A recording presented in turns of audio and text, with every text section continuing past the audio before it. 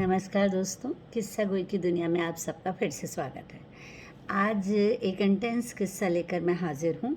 हालांकि जिस स्थान की मैं बात कर रही हूँ वहाँ अच्छा ही माहौल था, पर हुआ यूँ कि आज से कोई 15 साल पहले मैं मीरा दीदी के साथ समीरा संवेदना संस्था में काम करती थी। तो हम लोग वहाँ औरतों और बच्चों के लिए काम करते थे। मीरा दीदी बहुत हार्ड वर्किंग हैं, तो वो केवल कागज़ पे काम करने में बिलीव नहीं करती थी। तो हम सब लोग जो है इकट्ठा होकर हम महीने में 2 बार कोई भी वर्कशॉप के लिए किसी गांव को चुन लेते थे या किसी ऐसे स्लम एरिया को चुन लेते थे, और ऐसे हम लोग जाया करते थे और वहाँ बच्चों को और महिलाओं को उनके बनाए कानून से अवगत कराते थे। शिक्षा के लिए हम लोग टीचर वगैरह उनको प्रोवाइड करते थे। और धीरे पहले तो मुझे थोड़ा अजीब लगता था, पर धीरे धीरे मुझे उनकी समस्याओं को सुनना, उनका सॉल्यूशन निकालना और फिर लिखना मुझे अच्छा लगने लगा। अचानक एक दिन मीरा दीदी ने घोषणा कर दी कि हम सब लोग जेल यात्रा पर जाएंगे। जेल यात्रा, डर भी लगा। क्या हम लोग जिन लोगों ने हत्या की है, क्या हम उन औरतों से भी मिलेंगे? हालांकि रास्ते में मोटा मोटी दीदी ने समझा दिया था कि ऐसा कुछ नहीं है। हमें उनके लिए कानूनी सुविधाएं जिन महिलाओं के पास नहीं हैं, हम उनको कानूनी सुविधाएं प्रोवाइड करेंगे और हमें उनकी मदद करनी है। स्क्रीनिंग के बाद जब हम अंदर पहुँचे तो वहाँ तो बैरक बने थे, बैरक में जहाँ वो महिलाएं रहती थी।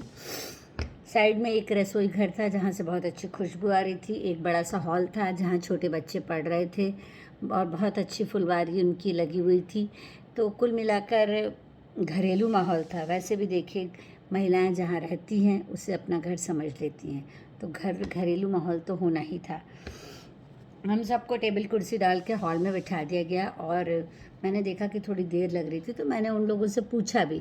मैंने कहा कि बड़ी देर क्यों लग रही है? अटेंडेंट से पूछा तो उसने कहा, दीदी जिस दिन कोई आता है उस दिन ये लोग बहुत खुश होती हैं और खूब अच्छे से तैयार होती हैं। तो एक एक करके जब सब महिलाएं आईं तो मेरा डर भी चला गया, क्योंकि मैंने देखा कि सब मेकअप, चूड़ी, अच्छी साड़ियाँ, बिंदी, हंसते हुए सब आ गई थी। मैंने धीरे से अटेंडेंट से पूछा कि क्या इसमें वो औरतें भी हैं जिन्होंने हत्या की? उसने कहा, हाँ दीदी, बड़े स्वाभाविक स्वर में बोला। मैंने ढूंढने की कोशिश की, पर मुझे किसी भी चेहरे पर ऐसा अपराध बोध नज़र नहीं आया। सबसे बातचीत शुरू हुई। सब अपने आप को निरपराध बता रही थी कि हमने तो कुछ भी नहीं किया। हो सकता है वो अपने नज़रिए से देख रही हूँ, और मुझे चूँकि सबके केस पहले ही से पता थे तो मुझे सब जानकारी थी उनके बारे में। मसलन रमाबाई की कहानी यूँ थी कि उसका पति रोज़ उसे पीटता था। उसने दूसरी औरत भी रखी हुई थी, पर एक दिन जब उसने उसकी छोटी बच्ची पर हाथ डाला तो उसने पास रखे मुसल को उसके सिर पर दे मारा। बच्ची अब माँ के साथ जेल में है। सास ने भी उसको रखने से मना कर दिया है। माता पिता कोई संबंध रखना नहीं चाहते। फिर भी सुनवाई हुई। हमारी वकील महिला मित्र ने सलाह दी उन्हें कि हालात को देखते हुए हम मूसल का उपयोग उसके बचाव में कर सकते हैं।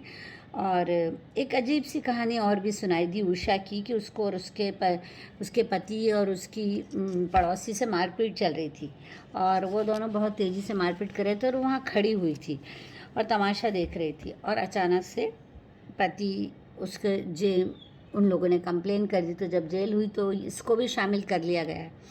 और फिर थोड़े दिनों बाद इन दोनों को 500 रुपए की बेल मिल गई। अब उसके पति के घर के लोग आए और उसको 500 रुपये दे के छुड़ा ले गए, और इसको किसी ने नहीं छुड़ाया। ऐसा क्यों? मैंने उषा से सवाल किया तो उसने कहा, दीदी घर वालों का कहना है कि हम जेल गई औरतों को घर में नहीं रखते। मैंने कहा, और आदमियों को रख लेते हैं? वो मौन थी। हम लोगों ने उसकी बेल का इंतज़ाम किया। वो फूट फूट के रो पड़ी, बोले, दीदी मेरे बच्चे भी मुझे दिलवा दो, वो लोग कहते हैं कि पति की दूसरी शादी कर देंगे। खैर ये मामला हमने अपनी वकील मित्र पर छोड़ दिया। मैं ये नहीं कहती कि स्त्री अपराधी नहीं हो सकती, पर हर स्त्री के अपराध के पीछे मैंने देखा कोई गूढ़ कारण था जो उसके अपराध को कम करता था, पर उनके लिए लड़ने वाला कोई नहीं था। सबसे कोने में एक श्रृंगारहीन, मैली कुचैली साड़ी में बैठी उर्मिला के पास मैं खुद जाकर बैठ गई, और पहले वो झिझकी, दीदी आपके कपड़े मैले हो जाएंगे। मैंने बहुत प्यार से पूछा कि तुम किस अपराध में यहाँ हो? तो उसने झूठी आंखों से कहा, देवर की हत्या की थी हमने। पहली स्त्री थी जिसने कबूल किया। मैं स्तब्ध थी। गोद में मासूम सा बच्चा, आंखों में उदासी, मुझे यकीन करने से मना कर रहे थे। 2 मिनट मैं चुप रही। अचानक वो फूट पड़ी, दीदी हमने कुछ नहीं किया। पति अपने भाई से लड़ाई कर रहा था, मेरा 7वां महीना चल रहा था, मैं वहीं खड़ी थी, सास भी थी। अचानक झगड़ा बढ़ गया। पति ने पास रखी कुल्हाड़ी से देवर को मार डाला। और फिर बाद में मुझे समझाया गया कि तू ये इल्ज़ाम अपने सिर पे ले ले, तू वैसे भी माँ बनने वाली है, ऊपर से वकील से कहकर देवर पर तेरे ऊपर बुरी नज़र का इल्ज़ाम लगवा देंगे, तो बस हम तुझे छुड़ा लेंगे। तू सोच, अगर मैं जेल चला गया तो बच्चों का क्या होगा, तू कैसे घर चलाएगी। सो दीदी जैसा उसने कहा मैंने कर लिया। उसके बाद मुझसे मिलने कोई नहीं आया, बच्ची को देखने भी कोई नहीं आया। वो हताश थी क्योंकि वो अपना अपराध कबूल कर चुकी थी जो उसने नहीं किया। फिर भी मैंने सोचा कुछ मदद को तो पूछ ही सकती हूँ। मैंने पूछा तुम्हें कुछ चाहिए, तो मैंने सोचा शायद उसकी छोटी बच्ची है तो उसके लिए कुछ मांगेगी, पर धीरे से अपनी सूनी कलाइयों पर हाथ घुमाकर बोली हरी कांच की चूड़ियाँ चाहिए थी। मैं एकदम से चौंक गई, बोली दीदी सास ने कहा था सधवा औरत को सूनी कलाई नहीं रखनी चाहिए। मैं भौचक थी।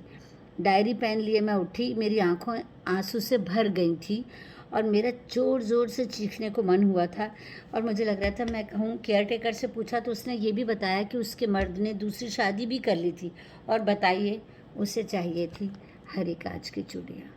शुक्रिया।